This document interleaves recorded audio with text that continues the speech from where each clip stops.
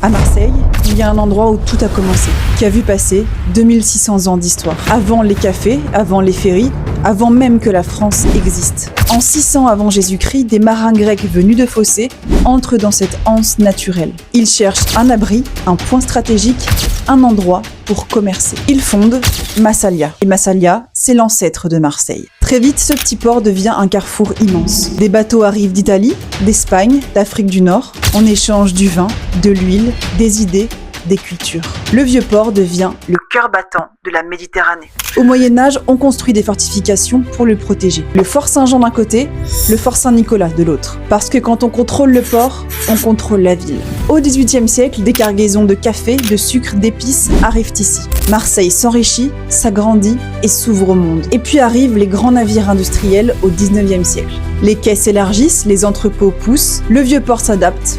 Toujours. Il survivra même aux guerres, aux destructions, aux bouleversements. Aujourd'hui, ce n'est plus un port commercial, c'est un lieu de vie. Le matin, les pêcheurs vendent encore leurs poissons, comme il y a des siècles. Les gens viennent s'y retrouver, prendre un café, se balader, regarder le soleil se coucher. À Marseille, le vieux port, ce n'est pas juste une carte postale. C'est le témoin de tout ce que la ville a été, grecque, médiévale, marchande, industrielle, résistante. Et quand on sait ça, on sent presque l'histoire sous nos pieds. Et ça, c'est puissant.